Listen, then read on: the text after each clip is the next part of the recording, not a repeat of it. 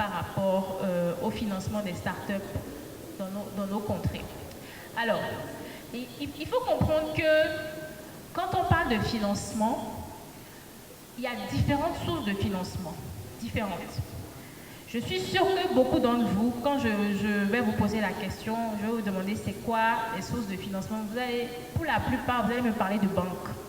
Vrai ou faux? Vous allez me dire la banque, vous allez me dire les SFD. Quelqu'un a une autre source de financement dans sa tête, là, que vous pouvez me dire? En dehors des banques, SFD, vous pensez à quoi d'autre? Oui, madame? Ouverture du capital. Très bien. Ouverture du capital à qui? À des actionnaires potentiels. Très bien. Autre chose? Autre chose? Oui, monsieur? L'épargne. L'épargne de l'économie. C'est ça, hein? L'autofinancement. C'est-à-dire de vous-même. Très bien. C'est bien. On est déjà à 4. Pas mal du tout. Oui, monsieur, allez-y.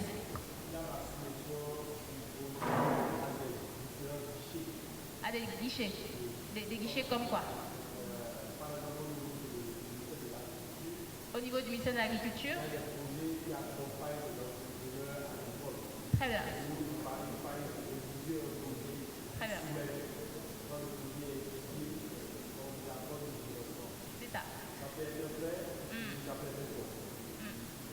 Très bien. Là, vous parlez du FNDA, le Fonds national pour le développement de l'agriculture. Ouais. Très bien. Tout ça, c'est de très bonnes réponses. Et donc, il faut savoir que tous ces types de financement-là, c'est pas tout le monde qui se lève pour aller vers ça. Les SFD, les microfinances, le microcrédit, c'est adapté pour une cible. Le financement bancaire, c'est adapté pour une cible. Les subventions, c'est adapté pour une cible. Vous avez parlé de dons, mais dans le jargon, on dit subvention.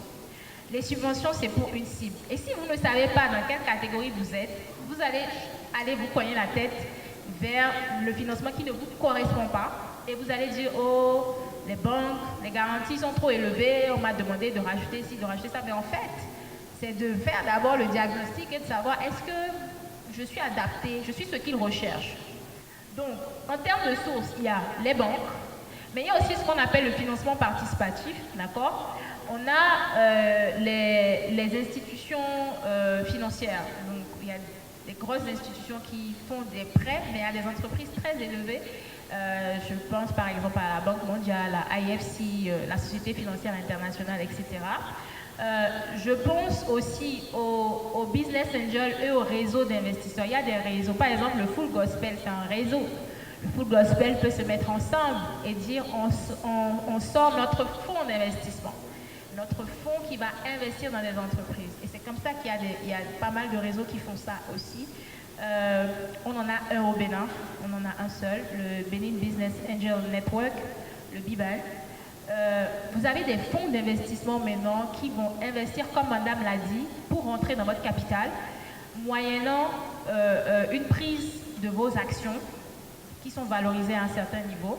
Et enfin, vous avez les subventions et les concours. Vous allez voir qu'il y a plein de petits concours qu'on fait maintenant pour gagner un peu d'argent de démarrage, de fonds de démarrage. Et vous avez le love money. Le love money, c'est l'argent de tous ceux qui vous aiment, les proches. Quand un proche te dit, je te passe 5 millions, je te passe 5 millions parce que je crois en ton projet.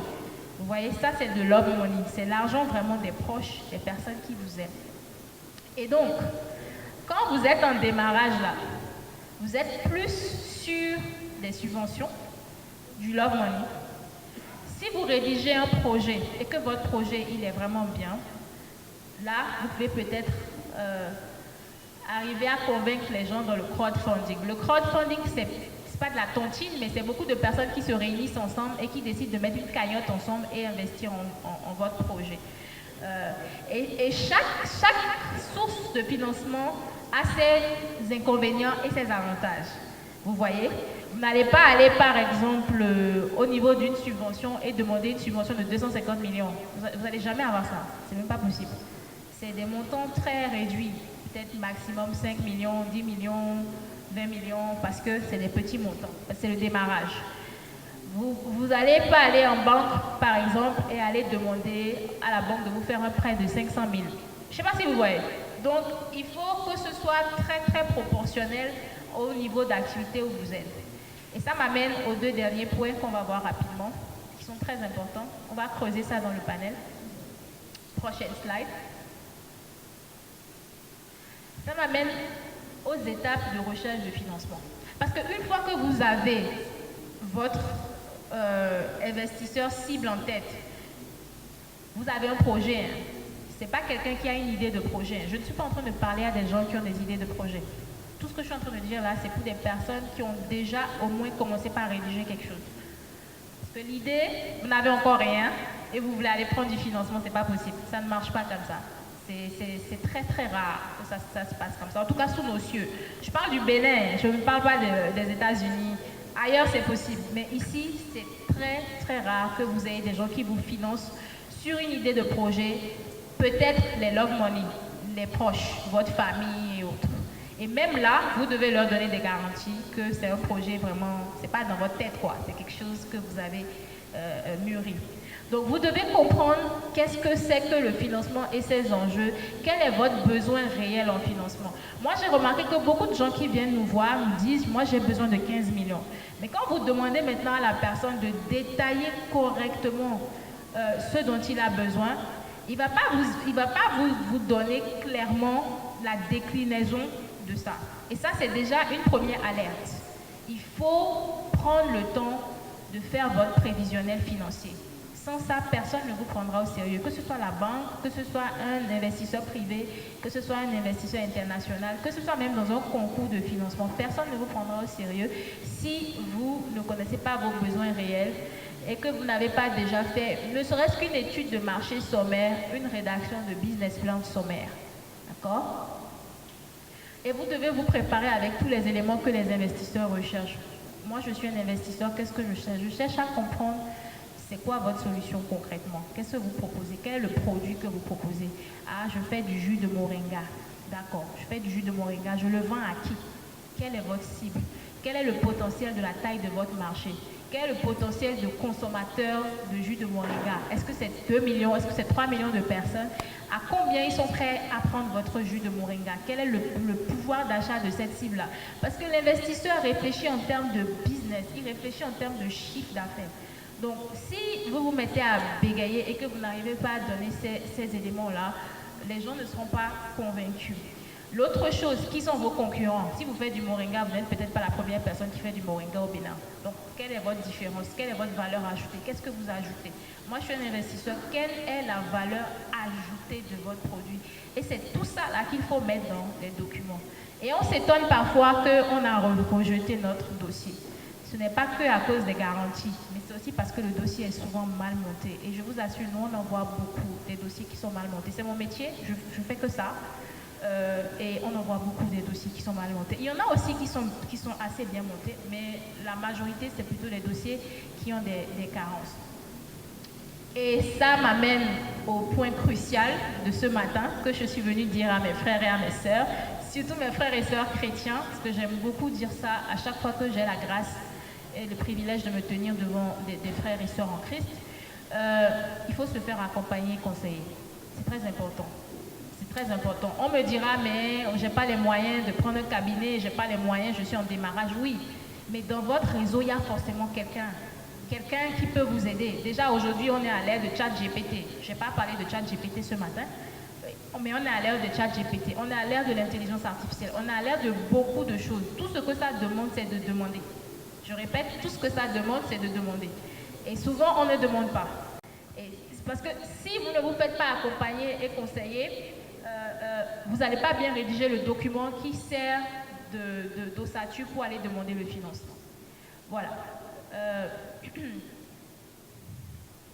Et donc, vous devez trouver des experts, des conseillers et vous insérer vraiment dans un écosystème qui va vous aider à aller faire la recherche de votre financement. Je vous remercie. Ok. Et notre premier panel, c'est comment digitaliser son entreprise avec peu de moyens. Comment digitaliser son entreprise avec peu de moyens? Alors, nous allons inviter les panélistes à prendre place au podium. Voilà. On va aller très rapidement. La question pour nous, parce que notre panel est un débat aussi participatif, comment digitaliser son entreprise avec peu de moyens? C'est une question directe. On n'a pas à tergiverser. Elle est directe. Je suis un entrepreneur au sens large. Je viens d'écouter cette communication. Je suis intéressé. OK? Donc, je veux digitaliser mon entreprise. Qu'est-ce que je fais? Qu'est-ce que je fais? Alors, je vais d'abord juste un premier élément à la communicatrice, l'oratrice principale. D'abord, on va lui donner la parole. Elle va nous dire qu'est-ce qu'il faut faire très rapidement. Merci beaucoup, monsieur le modérateur. Je pense qu'on a dit ça tout à l'heure, hein. Enfin, je pense que je l'ai dit, je vais répéter. Il faut savoir pourquoi est-ce qu'on se digitalise. Parce que le jeune start-upper ou le jeune entrepreneur ne peut pas juste vouloir se digitaliser. Il veut digitaliser quoi? Est-ce qu'il veut digitaliser sa gestion? Est-ce qu'il veut digitaliser le suivi de sa production? En fait, il faut vraiment ce contexte-là. Et une fois que c'est clair pour l'entrepreneur, eh bien, il y a une liste d'outils qu'il va choisir. Et c'est à partir de là maintenant qu'il va mettre en œuvre sa feuille de route de digitalisation. Et aussi, on ne se digitalise pas tout seul. On ne le fait pas tout seul. Ça va réussir, peut-être pas comme vous l'escomptez. Par contre, si vous prenez des conseils, ça va aller. Donc, il faut vraiment savoir qu'est-ce qu'on veut digitaliser. Est-ce que je veux digitaliser tel ou tel aspect? Et une fois que c'est bon, vous allez pouvoir y aller. Maintenant, sur la question de peu de moyens, qu'est-ce qu'on entend par peu de moyens? Est-ce que j'ai un budget de 2 000? Est-ce que j'ai un budget de 3 000? C'est ça. Si je n'ai pas du tout de moyens, donc je ne vais aller que sur des outils qui sont gratuits. Et il y a plein d'outils qui sont gratuits aujourd'hui. Sauf que les versions gratuites sont limitées. Vous-même, vous savez, tout ce qui est gratuit, malheureusement, ce n'est pas aussi performant que ce sur quoi vous avez quand même investi, vous avez mis un petit quelque chose.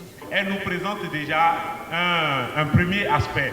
Et je crois que nous avons un technicien aussi de la digitalisation qui s'y connaît en la matière, qui déjà, même au niveau des systèmes d'information, au niveau de la banque, pendant des années, il a servi. Donc, il va nous dire encore un peu plus. Et ensuite, nous allons structurer, parce qu'il est question de voir les étapes pas à pas. Comment on fait en quelques lignes. Merci. Merci beaucoup. Et bon, malheureusement, c'est mon métier. Malheureusement, c'est mon métier, en fait. Et ce dont on parle, et c'est un peu complexe pour moi de dire certaines choses. Mais soyons très sincères. Et elle a dit un sujet très important. Qu'est-ce que vous voulez digitaliser? En réalité, quand vous avez une entreprise, d'abord, la première chose, il faut avoir l'entreprise. Et quand vous avez une entreprise, il y a des processus dans l'entreprise. C'est-à-dire, elle a dit tout à l'heure, oui, je veux faire du jus d'ananas, etc.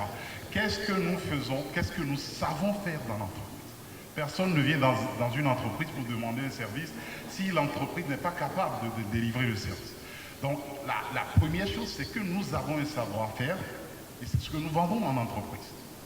Donc, qu'est-ce que nous faisons de nos processus? Les processus, c'est notre savoir-faire. Comment nous savons faire? Donc, en question de digitalisation, il est particulièrement important de pouvoir connaître les processus de l'entreprise. Et qu'est-ce qui est digitalisable, et qu'est-ce qui l'est déjà, et qu'est-ce qui ne l'est pas. Donc, c'est très important. Donc, on parle ici à des entrepreneurs, d'accord? Et je veux juste compléter quelques petites choses qu'elle a eu à dire, par exemple sur le CRM. Le CRM, c'est déjà, moi quand j'enseigne parfois dans les universités, quand j'enseigne sur ces sujets, le CRM, je dis, c'est un piège. C'est un piège, un CRM. Et c'est une idée de base de la banque pour fidéliser ses clients. Un CRM, et à la base, qu'est-ce qu'on fait? On met des informations assez complètes sur le client pour pouvoir lui proposer comment on appelle ça? Pour pouvoir lui proposer des sujets qui l'intéressent.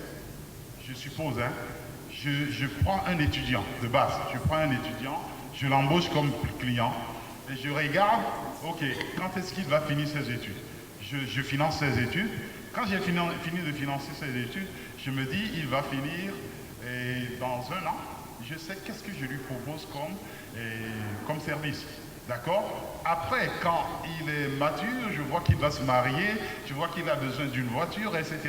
Donc, quand je l'ai planifié dans ma gestion de relations clientèle, il ne me demande presque rien lui-même. Quand il vient, le conseiller de clientèle, il sait, et à son âge et à son stade, qu'est-ce que je lui propose.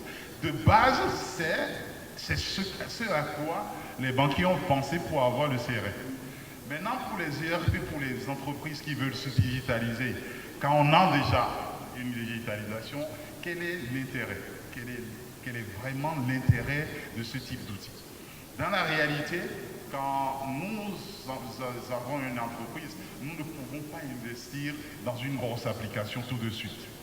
Et l'idée de base des ERP, c'est de vous donner des outils par grappe, mais qui se complètent et qui ont une base de données que le seul outil va utiliser. Par exemple, je peux dire, ok, là où je suis pas assez grand, je veux juste avoir une fonction logicielle pour gérer ma comptabilité, une fonction logicielle pour gérer mes ressources humaines, etc. Donc, c'est comme ça que vous pouvez, pas à pas, avoir un outil complet à la fin, hein, mais qui finalement est intégré, c'est-à-dire qui se parle, parce que bon, techniquement, il y a des outils qui ne se parlent pas, etc. Non, c'est bien aussi là pour aider les gens. Donc, pour une petite entreprise, comme elle a dit, de base, vous avez besoin d'un peu de compta, de gestion de votre approvisionnement, de gestion de vos clients, etc. Donc, je peux m'en arrêter là. Voilà, merci. Merci beaucoup, merci beaucoup. Alors, donc, ce qui revient encore une fois, c'est quoi? C'est de connaître clairement son besoin. Vous devez connaître vos besoins. Et je crois que on ne demande pas aux entrepreneurs d'être des experts en digitalisation, mais de pouvoir connaître clairement les domaines dans lesquels ils ont besoin d'être, ne serait-ce qu'accompagnés pour que la digitalisation puisse se faire. Et comme elle a expliqué, si vous avez besoin d'être accompagné, c'est disponible. Et cependant, je vais quand même, on va revenir toujours, on va insister un peu sur les questions d'étape. Je suis un entrepreneur ou un start-upper si vous voulez. Ok, je veux digitaliser. Deux façons de s'exprimer. Si nous voulons parler en termes de techniciens ou de technicité, nous allons dérouler, il faut faire ci, il faut faire ça, il faut faire ça. Par contre, si nous ne voulons pas parler en termes de technicité, mais nous voulons parler en termes d'une personne qui a un besoin et qui veut qu'il soit accompagné, qu'est-ce que cette personne doit faire en termes d'étapes? Comment elle doit se préparer? Donc, je vais laisser Madame Ziznoé pour nous dire un mot et à tour de rôle, on va vous laisser la parole. Parce qu'on ne sera pas trop technique, mais on va rendre ça opérationnel pour les chefs d'entreprise. Merci. Merci. Avant de commencer, je voudrais dire merci à la DIRAP pour l'opportunité qu'on me donne aujourd'hui d'intervenir en tant que modérateur au cœur de ce panel. Le thème sur lequel nous parlons, c'est comment digitaliser son entreprise avec peu de moyens. Et comme Madame Gaba a commencé, peu de moyens ne veut pas dire ne pas investir. Aujourd'hui, la digitalisation devient un impératif pour chaque entrepreneur que nous sommes. Et comme c'est déjà dit, on ne peut pas commencer par parler de digitalisation sans penser à ce que vous voulez digitaliser dans votre entreprise. C'est le premier point. Et dès lors que c'est clair pour vous, les domaines ou les sphères dans lesquelles vous voulez digitaliser votre entreprise, cela devient beaucoup plus facile parce que cela vous permet de trouver directement des réponses adéquates qui correspondent à ces domaines et les experts. Comme elle a dit, on ne peut pas digitaliser une entreprise totalement sans demander l'aide d'un expert ou d'un spécialiste. Donc aujourd'hui, pour revenir à la question, quelles sont les étapes? Donc une fois que vous avez identifié les étapes, nous allons commencer par réfléchir dans un premier temps. Ils ont parlé déjà de CRM, de ERP. Moi, je vais accentuer ma communication beaucoup plus sur le marketing et la communication.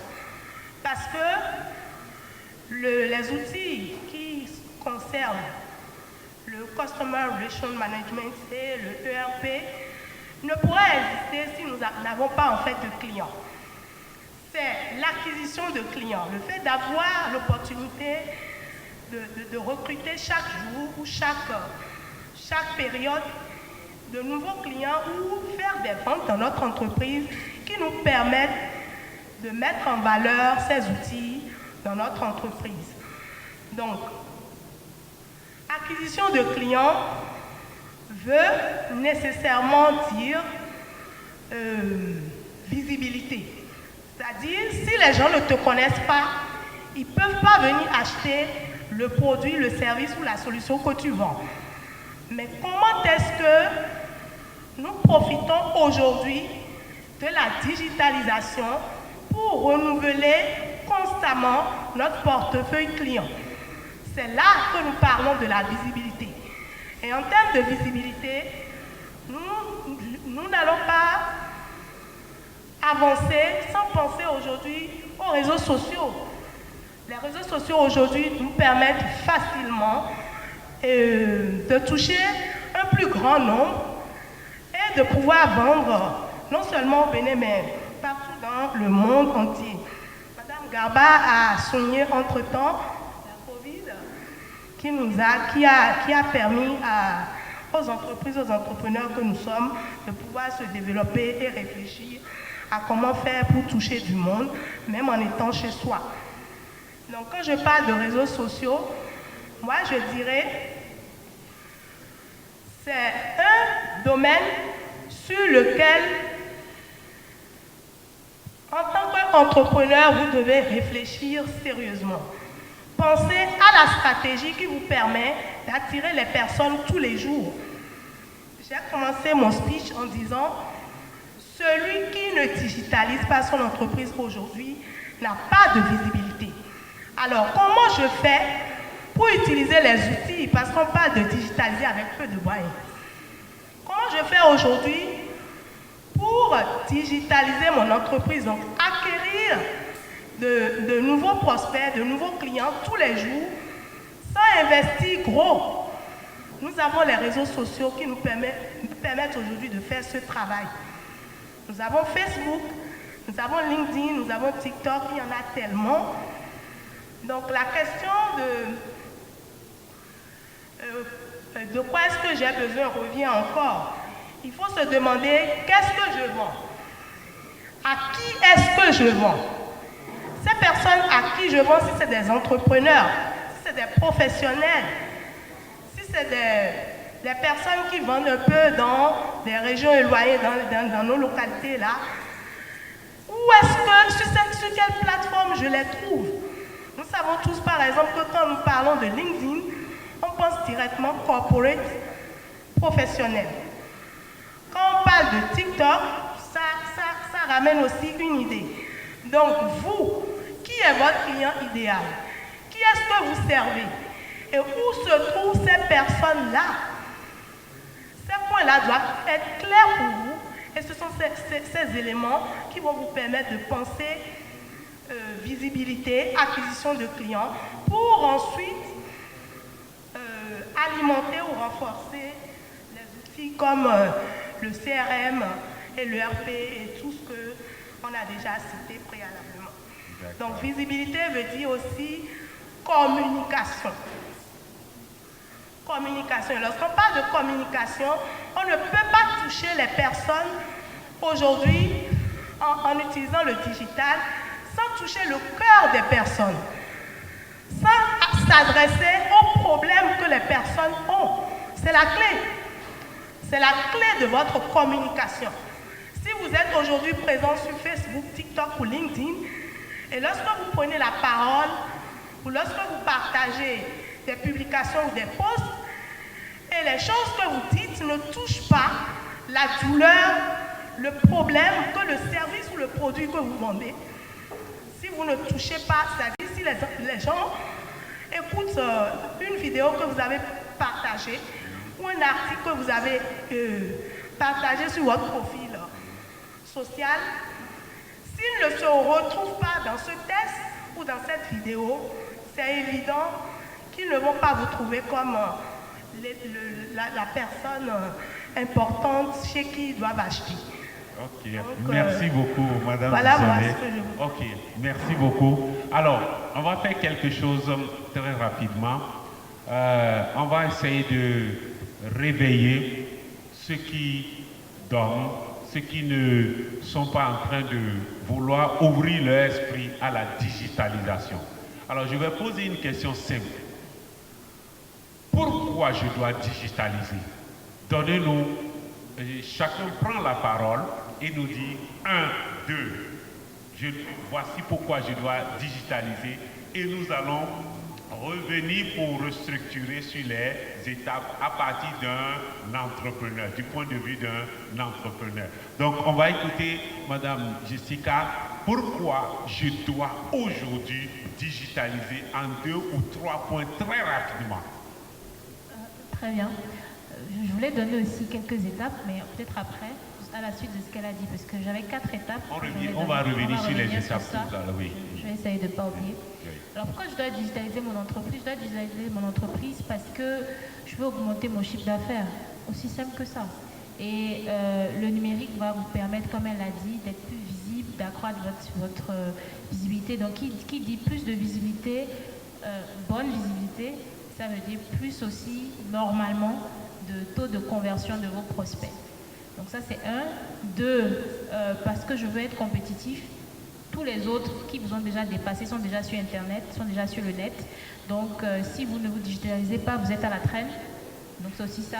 Donc j'ai dit augmenter son chiffre d'affaires, être compétitif. Et le 3e, digitaliser parce que vous voulez être aussi en avance. Parce que vous voulez être en avance, vous voulez prendre un pas d'avance. Ça suit un peu le point de tout à l'heure. Voilà. Mais non seulement vous voulez être dans le game, comme on dit, vous voulez être dans l'arène, mais non seulement vous voulez être dans l'arène, mais vous voulez aller plus vite que les autres. Et ça va très vite. Donc moi, à mon avis, ce serait ces 3-là. Merci beaucoup. Alors, si je suis un entrepreneur aujourd'hui et je décide de ne pas digitaliser, ça va me coûter même plus parce qu'il va falloir que j'ai des commerciaux pour courir, il va falloir beaucoup d'affiches physiques, etc. Mais si tout de suite je digitalise, je ne sais pas jusqu'où ça pourra aller, n'est-ce pas? Ça va aller très loin. On va écouter aussi un spécialiste en la matière qui va nous dire 2 ou 3 avantages, ce pourquoi je dois digitaliser. 1, 2. On y va. Bon, je vais dire une chose assez simple. J'enseigne sur la qualité du système d'information. Et je dis toujours aux gens, si vous croyez que la qualité est trop chère, essayez la non-qualité. Si vous essayez la non-qualité, vous paierez le prix et vous allez comprendre qu'il vaut mieux faire de la qualité. Et ce que je veux dire par là, aujourd'hui, c'est pas parce que c'est mon métier. Je pense réellement que si quelqu'un ne digitalise pas, ou bien, non, je vais dire autre chose. Qu'est-ce qu'une entreprise peut produire aujourd'hui sans son système d'information, sans son informatique? votre performance dépendra de la performance de votre informatique. Ça, vous pouvez le mettre en tête. Si vous n'avez pas de l'informatique, vous ne pourrez pas être performant. Si vous avez même une informatique non performante, vous êtes déjà limité dans la concurrence. Donc tous ceux qui seront dans le système d'information plus performants que vous, ils vont avoir un avantage concurrentiel sur tout. Donc pourquoi digitaliser? C'est que, si je veux dire, je veux dire historiquement, excusez-moi parce que je vais être un peu long, et dans la réalité, pourquoi on a amené l'informatique dans la vie des entreprises? Premièrement, on a amené l'informatique et historiquement, l'informatique a servi les comptables. Avant, les services informatiques étaient intégrés à la comptabilité ou bien à la direction financière. Pourquoi? Parce qu'on voulait utiliser la puissance de calcul des machines pour aider la comptabilité. Et donc, de ce fait, c'est la puissance de calcul des machines qui nous oblige à digitaliser. Ce que nous allons faire en 10 ans, une machine peut faire ça en 5 minutes. Aujourd'hui, elle a parlé de ChatGPT tout à l'heure. Vous voyez, parfois, je veux faire quelque chose. Moi, je fais des consultations, je dois faire des rapports. Quand je prends ChatGPT, ce que je fais en un mois, je le fais en moins d'une journée. Et vous voyez, je gagne en temps. Donc, la question de pourquoi digitaliser, ce n'est plus une question aujourd'hui. Nous devons systématiquement digitaliser. Mais comment bien digitaliser? C'est là la vraie question. Nous devons avoir la maîtrise de nos processus, nous devons avoir la maîtrise de notre métier, parce que c'est ça qui est le véritable point de la digitalisation. Parce que l'informatique mal utilisée devient vraiment un gros trou, je peux vous le dire. Si vous avez la mauvaise solution, vous allez encore perdre plus de temps que de faire du manuel. Donc, s'il vous plaît, si vous avez fait une chose, mettez-le sur papier. En général, quand nous sommes dans la digitalisation, vous pouvez venir poser une question à quelqu'un qui fait quelque chose tous les jours de façon parfaite. Mais il n'a jamais eu conscience des étapes qu'il parcourt pour faire son métier. Et ça, quand nous le faisons, les gens apprennent à se connaître et à connaître leur métier. Donc, il n'est pas question de poser cette question. Nous devons digitaliser si nous voulons avoir un avantage concurrentiel et aller très vite aussi. Merci. Merci beaucoup.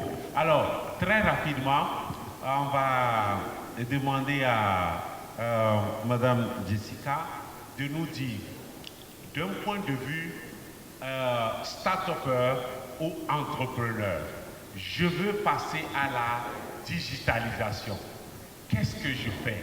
Quelles sont les étapes principales? Qu'est-ce que je fais?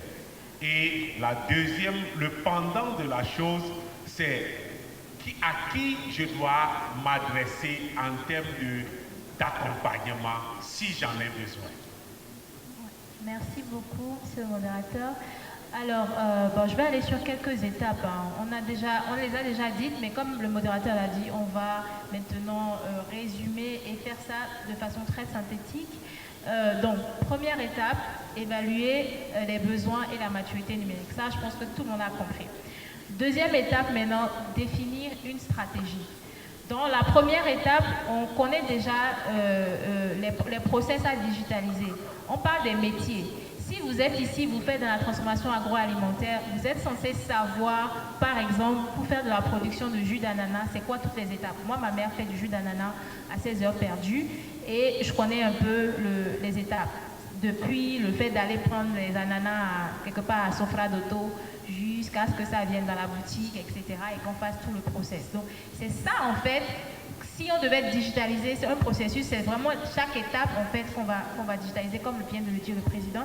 Une fois que ça est bien écrit, vous devez définir une stratégie, une feuille de route.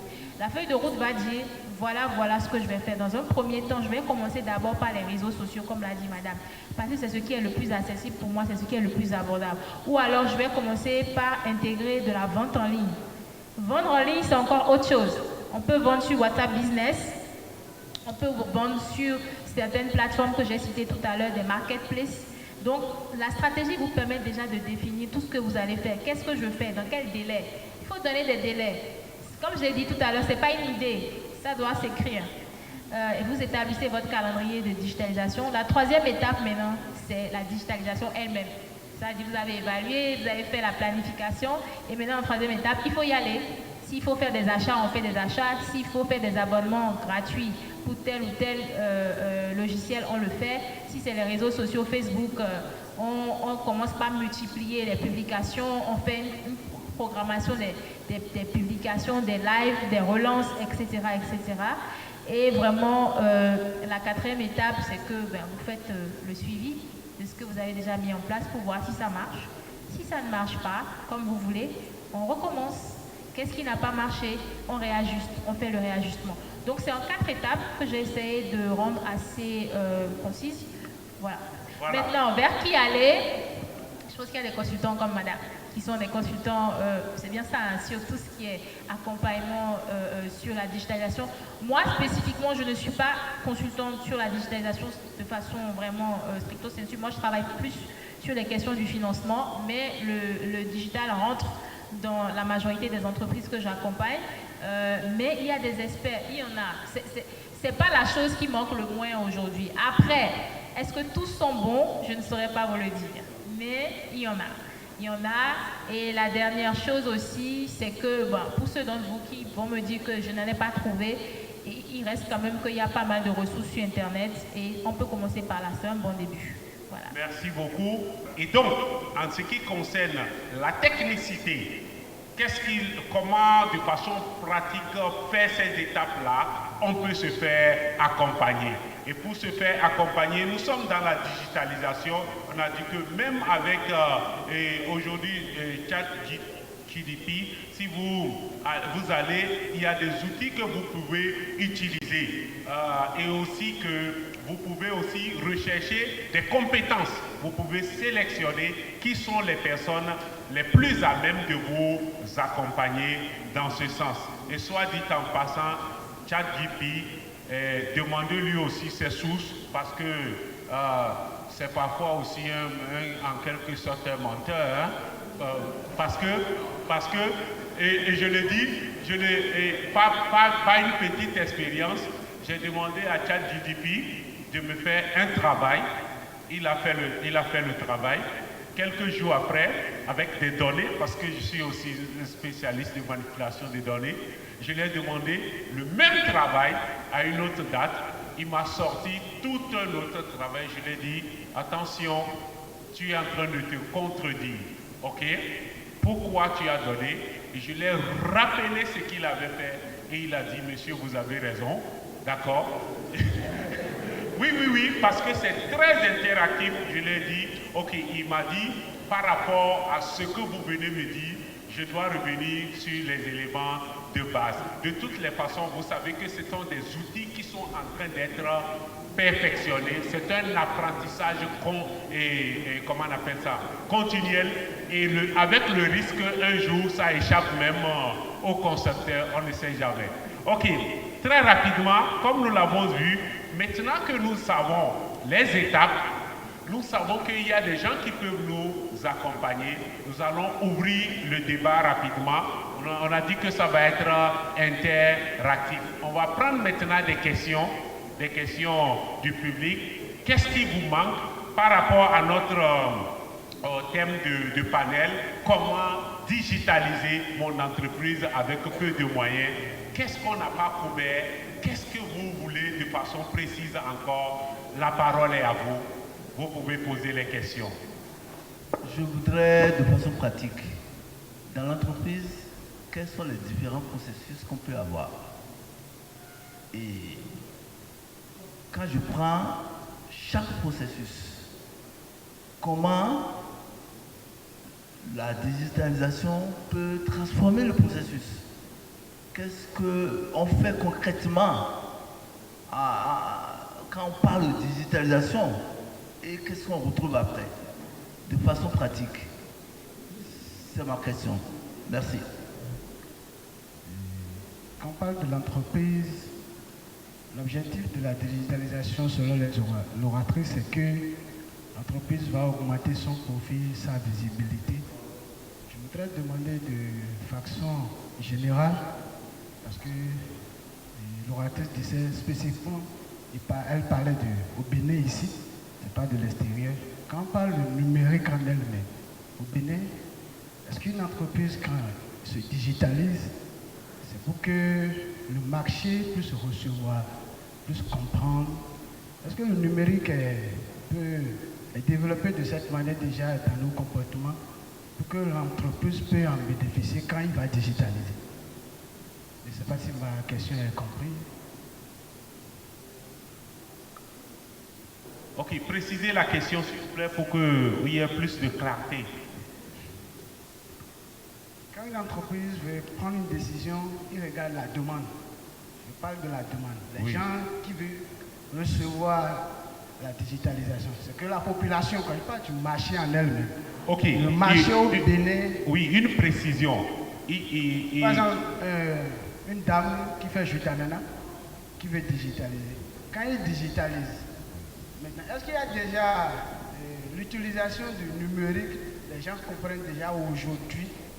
Parce qu'aujourd'hui, l'analphabétisme dont nous parlons aujourd'hui, ce n'est pas ceux qui ne savent pas lire et écrire, c'est ceux qui maîtrisent le numérique. Oui. C'est ce que je suis en train de parler. Est-ce que les gens maîtrisent déjà le numérique déjà au Bénin? Quand tu digitalises, une personne ne va sur Facebook. Ceux qui vont sur Facebook aujourd'hui, c'est pour se montrer les seins, pour montrer les enfants, les petites soeurs qui sont à la maison. Quand ils créent Facebook, l'objectif c'est de s'amuser, écrire avec leurs petits copains. Donc, est-ce qu'aujourd'hui, déjà dans l'éducation, dans la base, ou bien sûr le marché, est-ce que le numérique est conçu comme quelque chose? Ah, je pars là-bas pour payer, je pars là-bas pour faire ceci. Pour que si l'entreprise digitalise, il puisse recevoir la demande en réalité. C'est ce que je vais demander. Merci beaucoup. Et la question, elle est notée, elle est comprise. Merci. Je suis chef d'entreprise, je dirige un cabinet de formation à Lomé, leader en action, où j'offre des formations dans différents domaines. Communication oratoire, je fais des projets, tout ça. Mais je suis essentiellement dans la formation. J'ai deux questions. Ma première question, de quelle façon je peux utiliser la digitalisation pour améliorer les services que je propose? J'ai un chargé de relations publiques. Alors, je ne suis pas totalement à fond dans ce qu'ils font. J'ai un personnel. Il travaille sur l'image de mon cabinet, il propose des formations, on a des affiches, parfois on me fait des interviews. Et là, j'interviens, et puis là, ça circule sur les réseaux sociaux. Maintenant, là, je suis cette formation, cette entrevue. Qu'est-ce que je peux apporter de nouveau pour améliorer la qualité de mes services ou ce que je propose au public? La deuxième question, y a-t-il une différence entre l'intelligence artificielle et la digitalisation? Parce que nous parlons de deux choses en même temps. On parle de ChatGPT et puis après on parle de digitalisation. Est-ce que c'est la même chose ou est-ce qu'il y a effectivement une différence entre les deux? Merci beaucoup. Merci beaucoup et merci pour toutes ces questions. Et personnellement, la question de quel processus nous pouvons digitaliser dans une entreprise ou quels sont les processus nécessaires à une entreprise, c'est déjà de base la réalité de l'entreprise. Et tout à l'heure, si vous avez fait attention à mon intervention, j'ai dit, nous vendons un service. Nous avons un savoir-faire que les gens viennent acheter chez nous. C'est-à-dire, même si je ne suis qu'un petit tailleur, même si je ne suis qu'un cordonnier, c'est parce que je sais réparer les chaussures correctement que les gens viennent chez moi. Donc ça, c'est mon métier. Maintenant, tout ce qui va tourner autour de ce métier pour la gestion, je vais en parler tout à l'heure, ce n'est pas la question. Parce que quand vous rentrez dans une entreprise, il y a le cœur du métier de l'entreprise, et après, il y a le support. Ça, c'est même dans les systèmes d'information, on fait attention à tout ça quand on veut digitaliser. Donc, c'est votre métier, vous devez savoir quels sont vos processus et les maîtriser. Et si je veux faire un peu de pédagogie, je vais dire, on classe les entreprises suivant ce que nous appelons leur maturité. La maturité d'une entreprise, c'est quoi? C'est de se dire, ok, une entreprise de base, si une entreprise a un niveau de maturité 0, qu'est-ce que nous lui disons en question de processus? Et si je reviens à une définition très laconique du processus, je dis c'est une entrée pour une sortie. C'est-à-dire, si je mets quelque chose ici, j'espère avoir quelque chose. Un client vient parce qu'il a une demande et nous devons satisfaire la demande au bout du compte. Donc, quand les processus ne sont pas maîtrisés ni organisés, nous disons que l'entreprise a un niveau de maturité 0. C'est-à-dire que le gars fait, voilà, vous venez aujourd'hui, vous lui dites, fais-moi une robe. Et il fait la robe est très bien, le tailleur, il est très bien, il fait la robe. Le jour où vous venez, vous lui dites, faites-moi une robe de mariage, le gars rate votre robe de mariage. Parce qu'il n'a pas défini les processus, il ne les maîtrise pas. Et donc, le résultat sera non maîtrisé. Donc, le processus n'étant pas maîtrisé, nous allons avoir un résultat non maîtrisé. Après, nous avons des entreprises de maturité 1 qui vont commencer par avoir des processus. C'est-à-dire, ils ont conscience de ça. Et quand je reprends l'idée du tailleur, vous allez avoir dans les ateliers de tailleurs de base, ils ont quelque chose qu'ils appellent, en fond, ils disent pattern. C'est du pattern, en fait. Ils ont un standard pour couper les robes et ça commence par un début de maturité en ce moment. D'accord? Donc, on va classer déjà celui-là comme quelqu'un qui a un niveau de maturité 1 et il a des processus, il les respecte. Après, on va aller au-delà. On va aller au niveau de maturité 2, ça veut dire qu'il y a des gens, le processus est répétable, nous savons faire ce que nous savons faire aujourd'hui, nous pouvons le faire demain.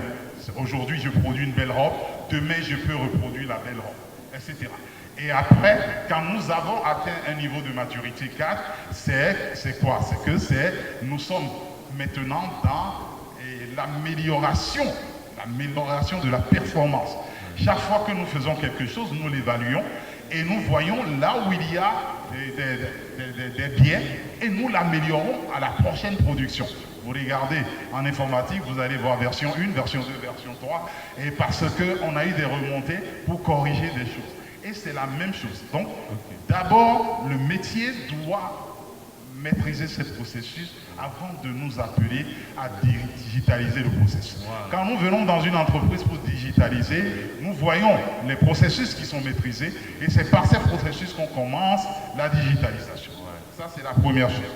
Maintenant, quand nous avons les processus maîtrisés, nous allons nous poser la question, quel système d'information je peux avoir pour l'efficacité de mon entreprise? Nous n'allons pas tout. S'il y a un endroit où les processus ne sont pas maîtrisés, nous ne pouvons pas appliquer les puissances de calcul. Ce qui fait que nous allons laisser ce volet-là et nous n'allons pas le digitaliser tout de suite, etc. Donc j'ai noté aussi que quelqu'un, excusez-moi, d'être un peu long. Cette première question d'abord, ouais. Et on va donc oui. je m'en arrête là parce que je vais laisser la parole aux autres. Voilà, donc très rapidement, pour laisser la parole. Je vais peut-être me permettre de juste résumer, si vous permettez. Je suis là, devant vous. C'est Madame Jessica. Oh, pardon. J'ai entendu je sais que vous perdiez devant. Oui. Exactement comme le président national l'a dit, en fait, il y a les processus opérationnels. En langage facile, c'est ce que vous faites tous les jours et qui vous ramène de l'argent dans l'entreprise. Si vous êtes un tailleur, vos processus opérationnels, c'est tout ce qui va vous amener à vendre des vêtements. Si vous êtes un agriculteur, vos processus opérationnels, c'est tout ce qui va vous amener de la ferme à amener les produits dans l'assiette des consommateurs. C'est ça les processus vraiment opérationnels. Ça peut être de la vente, de la production et ça se digitalise aussi. Maintenant, moi, tout à l'heure, j'ai beaucoup insisté sur les processus support, les outils qui travaillent sur votre support. Parce qu'on se rend compte que là où les entrepreneurs ont beaucoup de problèmes, c'est sur le support. Un entrepreneur X connaît son métier. Si je suis une couturière, je sais comment coudre. C'est pas ça qui est difficile. C'est le support là, c'est là où j'ai des problèmes. Donc c'est vraiment pour ça en fait que vous devez comprendre là où est votre problème. Si votre problème c'est sur les processus métiers, c'est un peu chaud. Parce que vous n'êtes censé savoir comment faire votre métier de base. Mais sur le processus support, donc tout ce qui est par exemple ma facturation, comment je fais la facturation de mes produits, les gens me payent sur Mobile Money, comment j'arrive à faire la traçabilité de ça pour que ça rentre dans ma comptabilité. Ça, c'est important. Vous le savez, vous et moi, on sait que la facturation, c'est très, très important. C'est vrai qu'il y a les factures normalisées, mais il y a beaucoup qui ont du mal à faire les recoupements, les réconciliations, etc., etc. Donc, ça, c'est le deuxième pan. Et le troisième pan, ça va être tout ce qui est processus de pilotage. Ça, c'est vraiment un niveau plus macro. Donc, je me suis beaucoup accentuée sur ces processus-là. Madame est venue sur la visibilité de l'entreprise. Vous voyez, donc si vous devez digitaliser quelque chose, ça va être l'un ou l'autre. Ça va être soit votre métier que vous digitalisez, soit vous digitalisez les processus support, donc facturation, ressources humaines, logistique, gestion de vos commandes, comment je gère mes commandes, comment je gère mes livraisons, tout ça. Voilà, c'est ce que je voulais résumer. Donc voilà, et je crois que ça vient en complément de ce qui a été dit. Ok, je suis, comment on appelle ça, je connais mes processus, ça nous a été dit. Il y a aussi la question de couverture de risque. Il nous a expliqué clairement que lorsqu'on vient dans votre entreprise et que vous ne maîtrisez pas certains processus, on ne prend pas les risques de les digitaliser à cause des risques de digitalisation. Alors, je maîtrise mon processus, ok? Je suppose que quand je prends une entreprise comme Erevan, ok? Le cœur de métier, c'est quoi? C'est les approvisionnements, c'est les ventes, c'est la gestion de stock. Ok, j'ai besoin, et le processus support, c'est la trésorerie, la gestion de la trésorerie, etc. Alors, comment ça, on a pris une grosse entreprise, mais quand on ramène ça au niveau bas, comment je peux me digitaliser, par exemple, mes ventes? Comment je digitalise mon processus vente? Comment je digitalise mon processus gestion de trésorerie? Comment je le fais? Alors, c'est là où un ERP va être très très intéressant parce que la majorité de ces commerces-là, je ne prends pas Erevan, mais je prends peut-être une petite supérette. La supérette du quartier, tous les jours, fait des entrées et des sorties, n'est-ce pas? C'est aussi simple que ça. Quand vous allez à la caisse, on avait déjà fait un travail préalable de catégoriser chaque produit. Donc si c'est les pâtes alimentaires, les spaghettis, le riz, le couscous, c'est vraiment catégorisé et on sait ce que chaque produit représente. C'est ce qu'on faisait avant, on avait un registre, et même jusqu'à aujourd'hui les babas, les dialos là, ils ont leur petit registre là et ils arrivent à savoir, quand ils vont vous dire, ah, il reste encore 10 sardines, il reste encore 10 boîtes de thon, et ils savent plutôt très bien le faire. Mais ça, c'est une autre paire de manches. Je pense qu'il faut les digitaliser aussi. Mais vous voyez, dans une supérette aujourd'hui, la digitalisation, ce serait justement de quitter cet état manuel-là où toutes les entrées, toutes les sorties, vous les faites en disant j'ai 25 boîtes de lait, j'ai vendu 15, à la fin de la journée, il me reste combien? Non. Vous arrivez par la digitalisation désormais à mettre en place un système par lequel vous arrivez à enregistrer, c'est de ça qu'il s'agit, enregistrer chaque entrée des valeurs pour tel produit, chaque sortie des valeurs pour tel produit. Ça nous amène directement aussi à la trésorerie parce que vous arrivez à savoir tous les encaissements que vous avez faits. En termes de trésorerie, ça vous permet aussi de savoir combien est-ce que vous avez encaissé dans une journée, dans une semaine, dans un mois. Si entre-temps vous avez eu à faire des avances à un fournisseur parce que vous avez fait des précommandes, vous arrivez aussi à savoir. Le logiciel, quand c'est bien fait, ça ne ment pas.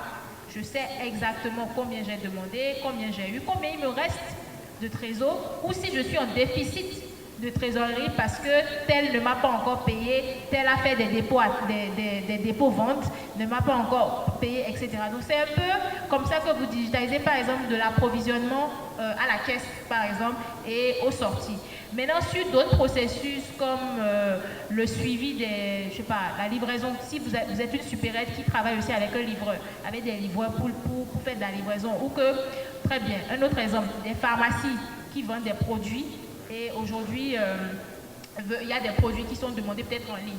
C'est un service qui est possible. le fait d'avoir aussi à digitaliser ça, ça vous permet de recevoir des commandes, ça peut être sur WhatsApp, sur votre logiciel, et de savoir que voilà les commandes que j'ai prises en physique, voilà les commandes que j'ai prises en virtuel, et voilà celles qui sont en train d'être livrées, le livreur est à tel niveau, et vous arrivez vraiment à avoir un tableau de bord complet sur votre logistique, sur votre gestion de stock et sur le ravitaillement également, les entrées et les sorties financières. Je ne sais pas si j'ai pu répondre un peu. J'ai mélangé beaucoup de secteurs, hein. J'ai parlé de supérette, ensuite de pharmacie, mais vous voyez que pour chaque secteur, ça reste toujours très relevant, pertinent. Nous sommes en train de parler de digitalisation. Est-ce que le marché est déjà prêt pour la digitalisation? Quel serait l'intérêt pour une entreprise d'aller à la digitalisation si les gens ne maîtrisent pas, ils vont sur les réseaux sociaux pour autre chose? Donc, sentez-vous libre selon... Je vais passer à Madame Zizi Doré tout de suite. Juste dire que, parce que j'ai eu la chance et la grâce de travailler pendant un certain temps dans un ministère de tutelle qui s'occupe de ces sujets-là, donc de digitalisation. Et les chiffres récents de l'ARCEP, hein, si je ne me trompe pas, on est à plus de 55% de taux de pénétration d'Internet au Bénin, plus de 55%. Donc il y a près de 7 millions d'habitants quand même, ou un peu moins, qui utilisent Internet aujourd'hui. Donc déjà pour répondre à monsieur, c'est factuel. C'est-à-dire, quand vous voyez le parc Internet, nous avons deux types d'Internet. Nous avons l'Internet fixe et l'Internet mobile. Et quand vous voyez le parc d'Internet mobile aujourd'hui, plus de la moitié des Béninois utilisent ça. De deux, la révolution du mobile money. Le mobile money, c'est une innovation numérique. D'accord ? Avant, on n'utilisait pas ça. Aujourd'hui, c'est pratiquement partout. Même si vous allez au dernier kilomètre, je ne sais pas, à Karimama ou tout ce que vous voulez, vous allez trouver des transactions mobile money. Et le troisième point, c'est que pratiquement un Béninois sur deux utilise WhatsApp. C'est un fait. Même les moments dont nous sommes en train de parler là, même si elles n'utilisent pas la digitalisation comme vous et moi, nous l'avons abordé ce matin, elles sont sur WhatsApp. Et ça, c'est déjà énorme.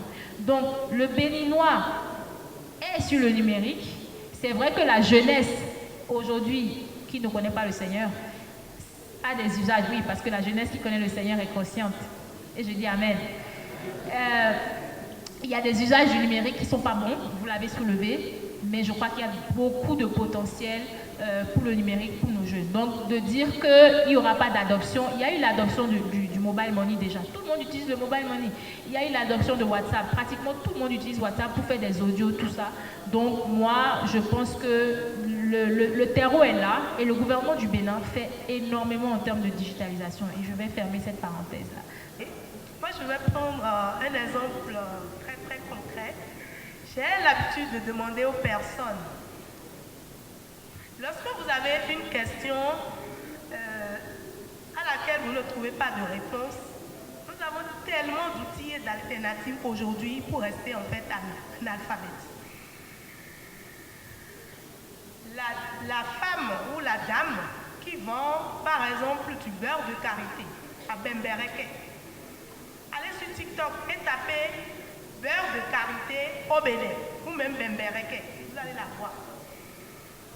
Elle est connectée avec son portable, comme Mme Gaba l'a dit, les packs internet sont disponibles partout. Elle a la possibilité de recevoir les paiements depuis Cotonou, depuis Porto-Novo, mais au-delà même du Bénin. C'est-à-dire des personnes qui vivent en Allemagne, en Europe, un peu partout dans le monde, peuvent aller sur son compte, être sûre qu'elle peut les livrer et la contacter pour commander.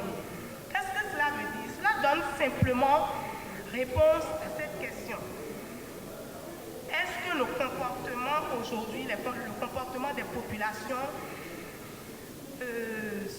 sont vraiment alignés à la digitalisation dont on parle? Le Bénin est digitalisé et les gens sont informés. Madame Gaba a signé tout à l'heure le pourcentage. Donc ce n'est pas... On s'adapte, ce n'est pas encore totalement fait, mais il y a un travail énorme qui est fait. Donc, voilà. Merci beaucoup. voilà, qu'est-ce que le digital peut lui apporter et aussi quelle est la différence entre l'intelligence artificielle et la digitalisation. Encore une fois, on va prendre 2 minutes au plus par intervention. Oui, 2 minutes au plus par intervention et on va passer au panel suivant compte tenu du temps. Monsieur, vous êtes dans de la production de contenu de formation, je crois, parce que si vous faites des formations, vous faites du contenu de formation, n'est-ce pas? Je ne sais pas si vous en faites en ligne déjà, mais vous pouvez déjà digitaliser votre métier aussi, hein. C'est-à-dire ce que vous faites même en termes de formation, vous le digitalisez. De deux, il faut bien cibler les personnes à qui vous offrez ces formations-là. C'est vrai qu'il faut faire des vidéos, vous en avez parlé, mais voyez un peu ce qui se fait aussi ailleurs. On n'a pas beaucoup parlé, mais le benchmark, il faut benchmarker. Comment est-ce que les plateformes de formation marchent de l'autre côté? J'ai présenté tout à l'heure Coursera, Udemy et autres. Être sûr que vous êtes dans le bon format et comme ça, vous pourrez accroître votre visibilité. Vous avez clairement besoin d'un diagnostic de ce qui se fait déjà. Parce qu'il y a quelque chose qui se fait déjà. Vous avez un chargé. Donc, vous êtes un exemple typique qu'on peut utiliser pour faire un cas d'étude sur, OK, il y a déjà des actions en place. Est-ce que ça marche? Si ça ne marche pas, on réajuste et on peut vous aider à cet effet. Sur la deuxième question, l'IA est une technologie. L'IA, l'intelligence artificielle, c'est une technologie de la même manière que le cloud computing, l'IoT.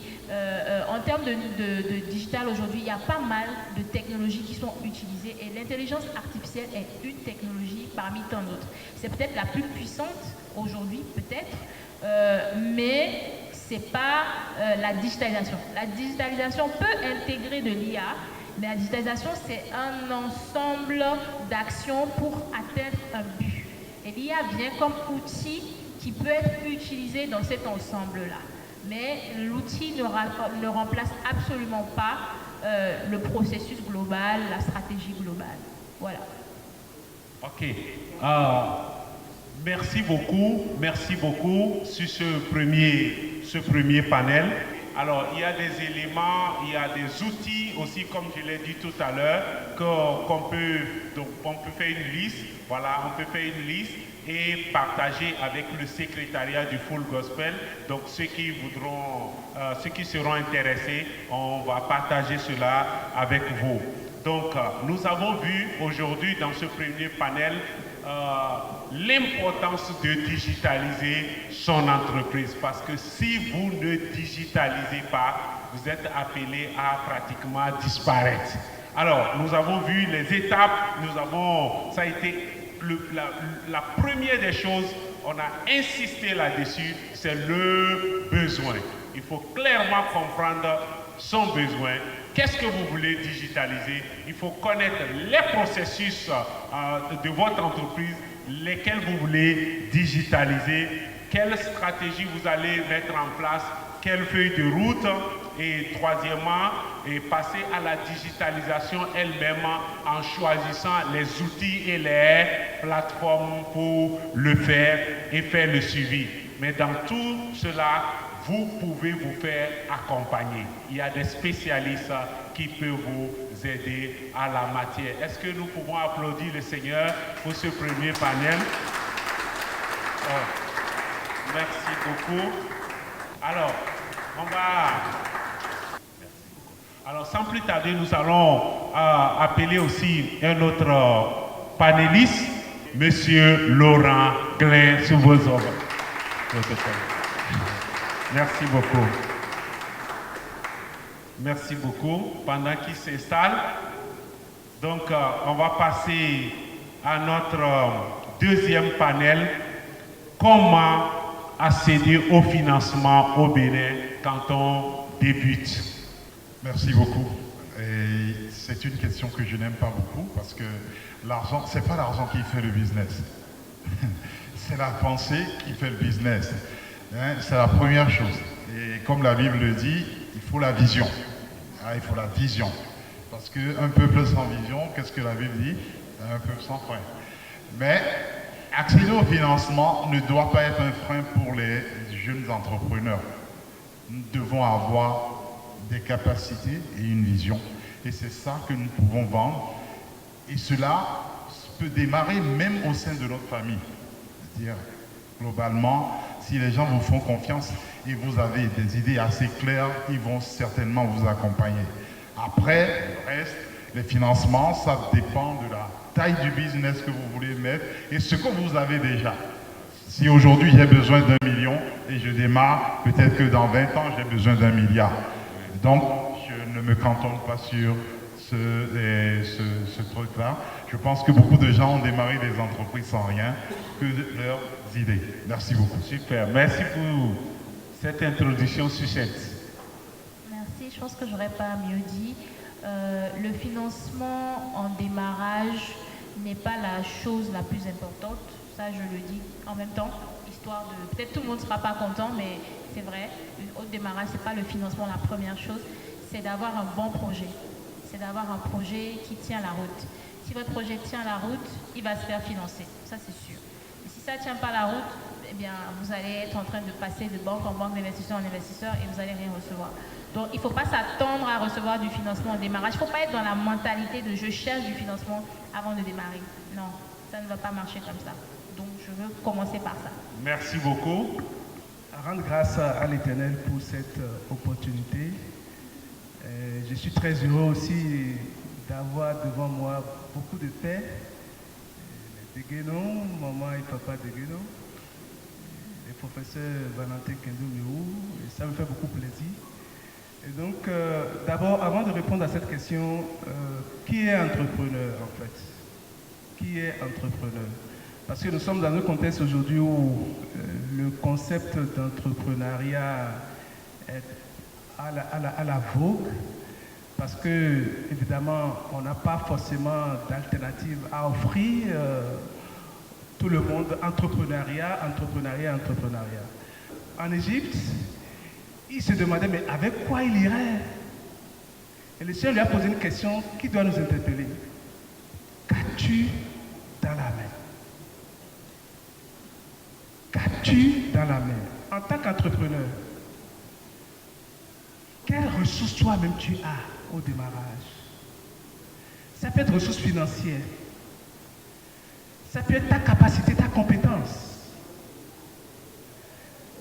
Alors, moi, personnellement, dans ma trajectoire d'entrepreneur, il m'est arrivé, et peut-être, je ne sais si c'est encore le cas, pendant des années où j'ai fonctionné, sans rien coûter moi-même à l'entreprise, mais je menais encore 12 activités parallèles pour venir à la rescousse de l'entreprise.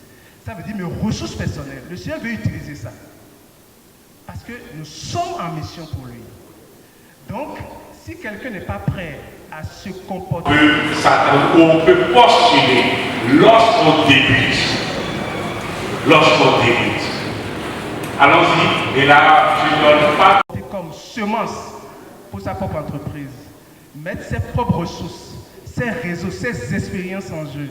Comment est-ce qu'au-delà de l'entreprise, développer des activités parallèles pour subvenir à l'entreprise, se donner totalement à l'entreprise, et qu'il veuille de but à blanc à avoir du financement extérieur, il fait totalement fausse route. Tu es la première semence de ton entreprise. Alors la troisième chose que je veux dire, c'est comment on prépare le lit alors au financement. Parce qu'évidemment, à un moment donné, vous aurez besoin de financement. Et donc, préparer le lit d'abord, c'est quoi? Nous avons une idée d'entreprise, il faut parler de passer de l'idée au concept, prototyper le concept, prouver la force du concept qu'on a, que ça marche, et penser maintenant à ce que nous appelons structuration. Et la structuration, c'est quoi?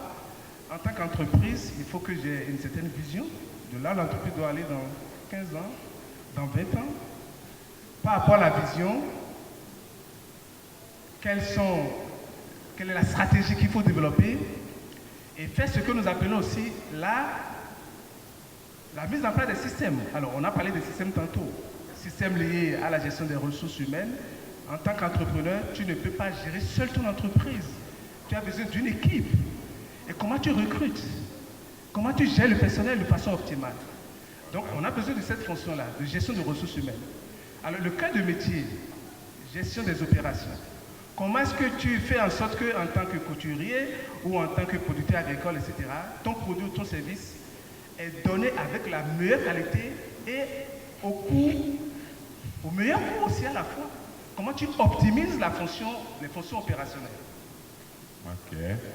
La fonction marketing, tu as beau être le meilleur tailleur, le meilleur agriculteur, le meilleur transformateur. Si tu n'as pas un bon système de vente en place, ton produit aussi de meilleure qualité qu'il puisse être, peut être inconnu, ne pas être bien vendu, au bon cible.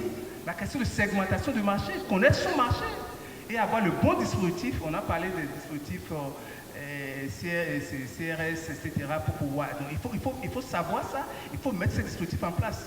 Il y a la question d'optimisation financière. Exact. Comment est-ce que nous avons un système comptable en place, un système financier en place qui puisse rassurer ceux vers qui nous allons aller demain pour demander le financement. Donc il faut qu'on structure et on mette en place les systèmes qu'il faut et préparer le lit pour après, lorsqu'on veut aller au financement, on puisse avoir ce qu'il faut pour convaincre, que ce soit sur les subventions, que ce soit sur le marché, que ce soit sur les financements bancaires ou l'ouverture de capital, etc. Nous allons revenir sur chacun de ces éléments. Nous allons y revenir. Donc voilà, et en résumé, vous êtes la première semence de votre entreprise, si vous êtes entrepreneur. Et deuxièmement, il faut organiser à préparer le lit pour le financement. Okay. À travers la structuration, à travers la mise en place des différentes fonctions de l'entreprise de façon optimale. Merci beaucoup. Vous voyez, M. Laurent est venu très chaud. Il est rentré dans le vif du sujet en même temps. L'introduction, ça a été bien dit, expliqué. La première des choses, ce n'est pas l'argent. Vous avez besoin de développer, de répondre à un besoin de vos clients. Tous ces éléments structurés, avoir une vision. Vous avez tous ces éléments maintenant. Mais il vous faut de l'argent. On est à un stade donné et vous êtes à un début. Dans la communication tout à l'heure, nous avons vu tout un panel, d'accord, voilà, qu'il y a de sources de financement possibles allant des banques, etc. Et la communicatrice nous a expliqué clairement que en fonction de votre niveau de développement, en fonction de votre type d'entreprise, etc., il va, comment dire, le financement va être orienté. Vous n'avez pas accès à tous les financements. Donc, on va donc préciser la question avant d'ouvrir la parole au public. OK? Alors, on est au début. Quelle source de financement, à quelle source de financement on peut s'attendre ou on peut postuler lorsqu'on débute? Lorsqu'on débute. Allons-y, et là, je ne donne pas plus de 2 minutes pour introduire parce qu'on va être très interactif à ce niveau. D'accord, merci. Donc, quand on débute, moi, je vais dire qu'il faut aller vers tout ce qui est love money, hein, l'argent des proches, des personnes qui peuvent vous faire des prêts sans intérêt, des prêts d'honneur, ou alors aller vers les subventions, les concours. Pourquoi ? Parce que quand vous êtes au début, vous n'avez pas encore de capacité financière suffisante, vous n'avez pas, votre capacité d'autofinancement est très très faible, vous n'avez pas des entrées qui permettent par exemple d'aller faire un prêt auprès de la banque qui va vous dire mais c'est quoi vos entrées, comment est-ce que je peux faire mes prévisions de retour sur investissement sur ce que vous faites. Donc vous ne pouvez aller que sur de l'argent qu'on ne vous demandera pas de rembourser tout de suite, ou de l'ouverture de capital. Mais ça, c'est une autre paire de manches parce que les fonds d'investissement, ils ne rentrent pas dans le capital des entreprises qui sont au début comme ça, à moins vraiment que vous avez prouvé le potentiel disrupteur de votre produit ou de votre service. Et ça, vous le voyez dans des secteurs comme la technologie. Mais dans d'autres secteurs, si vous êtes un entrepreneur ici qui fait de la couture, ça va être très très difficile en fait que vous intéressiez un fonds d'investissement par exemple. Vous voyez.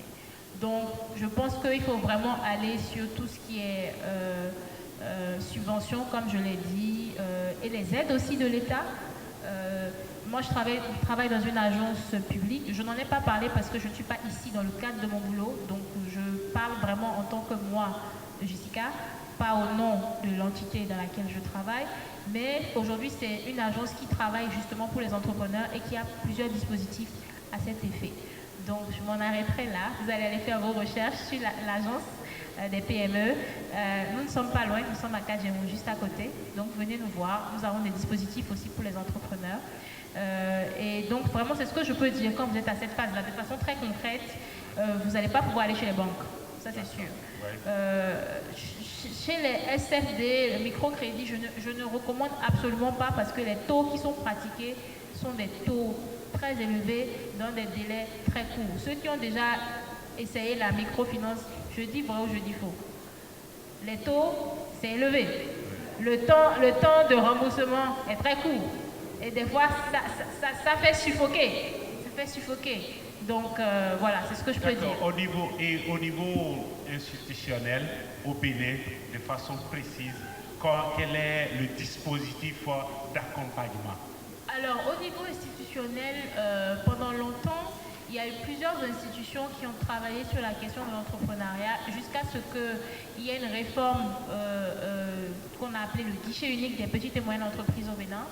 Et depuis cette réforme-là, il y a une seule agence au Bénin qui s'occupe désormais de la question de l'entrepreneuriat, qui est l'ADPME, l'Agence pour le développement des petites et moyennes entreprises, et qui a différents dispositifs de financement. L'ADPME ne fait pas de dispositif pour le démarrage, c'est-à-dire pour l'idée. Il faut que vous soyez déjà en activité. Il faut que déjà vous ayez commencé par faire quelque chose. Donc quand on dit démarrage, là, il faut aussi spécifier c'est quoi qu'on appelle démarrage. Est-ce que l'entreprise a déjà commencé par faire des ventes, même timides? Et là, maintenant, elle veut du financement pour pouvoir faire ses premières acquisitions et autres. Ça, c'est autre chose.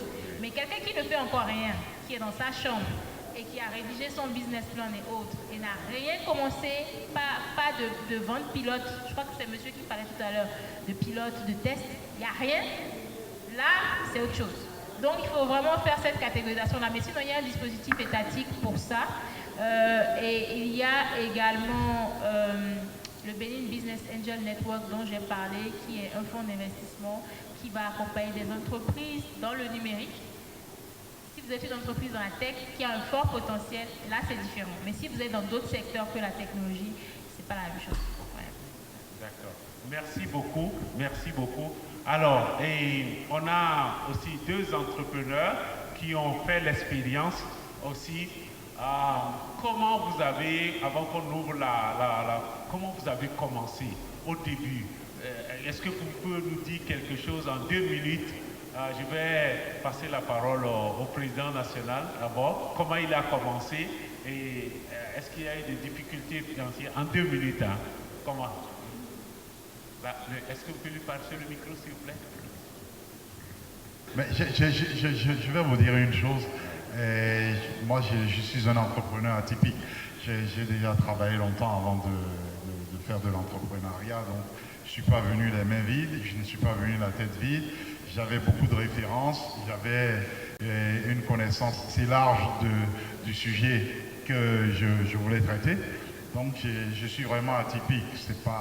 Mon expérience ne peut pas être l'expérience des jeunes gens qui veulent démarrer une entreprise. Mais toutefois, comme elle a si bien dit, dans notre pays aujourd'hui, il y a des structures qui accompagnent les entreprises pour minimiser réellement les charges financières au démarrage. Même que les gens sont capables de vous accompagner sur votre comptabilité, sur la structuration, si vous voulez être ouvert. Donc, ce que moi je demande en général aux jeunes entrepreneurs, c'est d'aller vers... Le financement, c'est quelque chose, certes, mais vous ne pouvez convaincre personne de financer quelque chose qui n'est pas structuré. C'est vraiment important. Il y a beaucoup d'entreprises, même qui sont des entreprises qui ont reçu pignon, qui n'ont aucune organisation sérieuse pour qu'on leur prête de l'argent. Hein?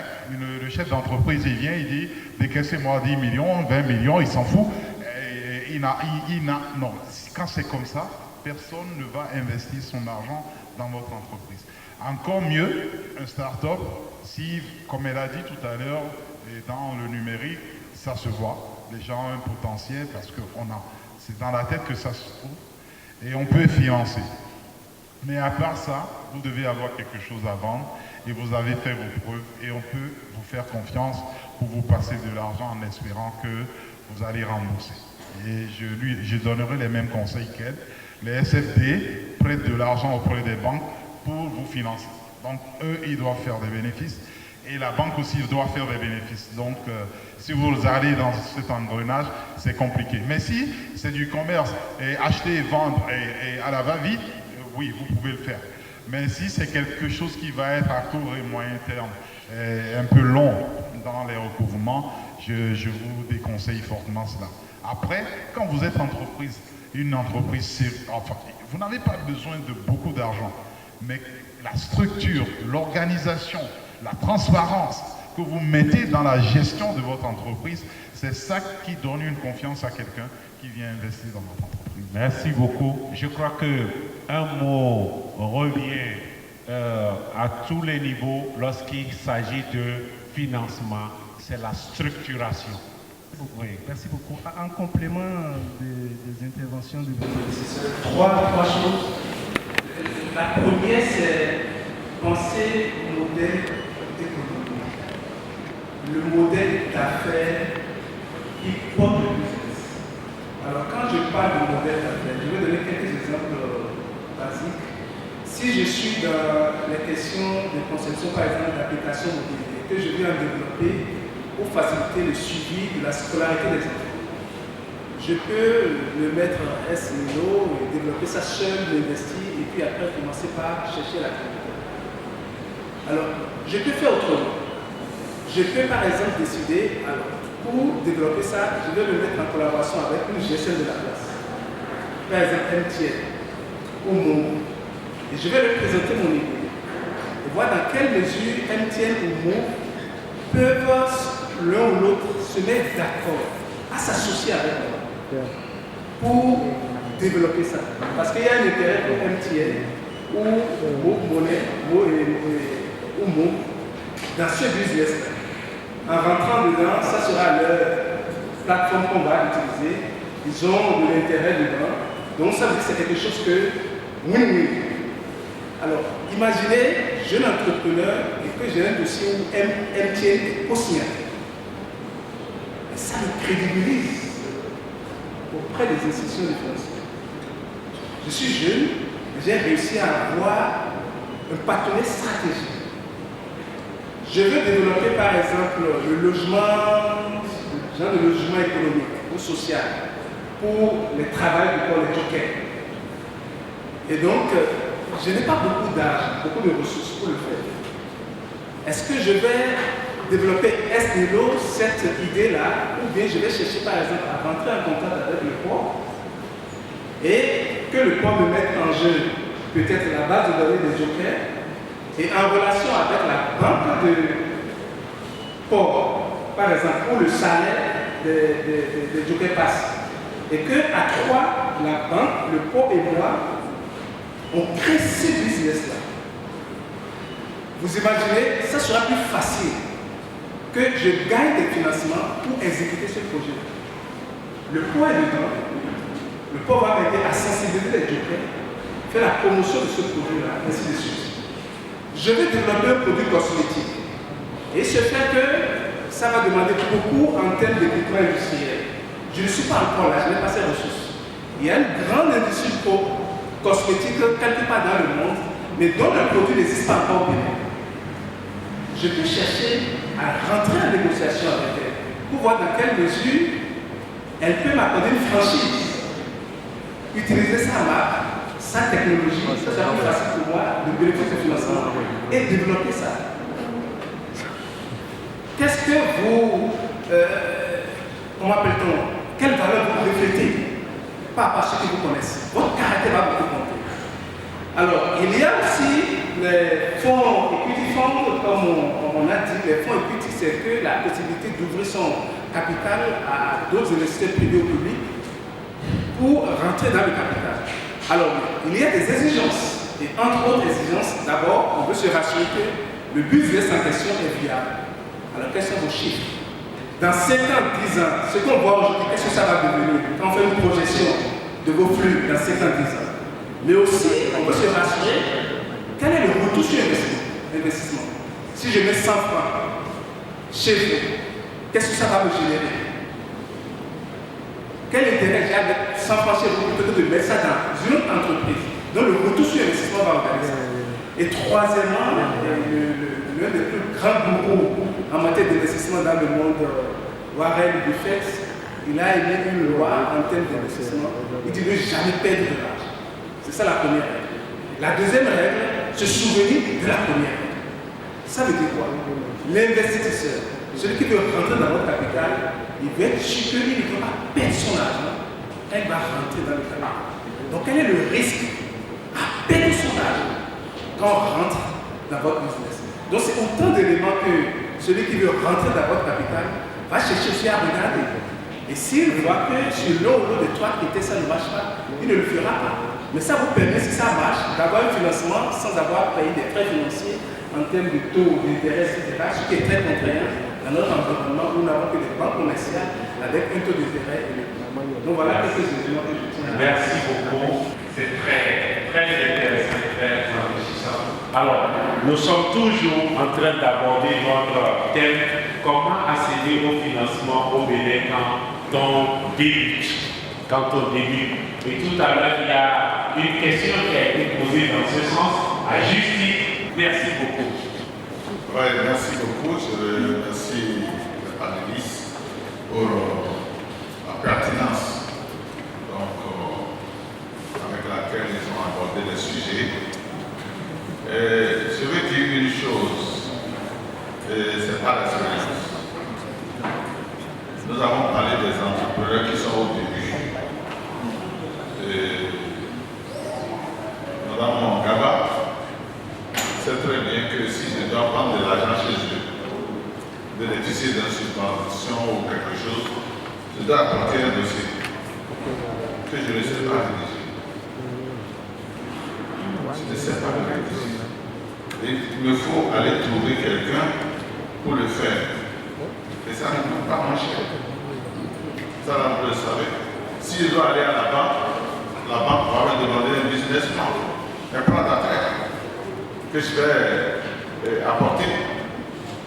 Tout ça, là, ça fait partie. Vous l'avez dit d'une manière, disons, un peu voilée, mais c'est ça la réalité. Il faut que j'aille là-bas avec un plan d'affaires que moi, je ne sais pas rédiger. Or, ce sont des documents sur lesquels ils vont se baser pour pouvoir me donner le financement. Il y a quelques années, j'avais géré une structure qui accompagnait les entreprises pour leur permettre de rédiger ces business plans gratuitement, les subventionner pour ça, pour leur permettre d'obtenir des financements au niveau de la banque.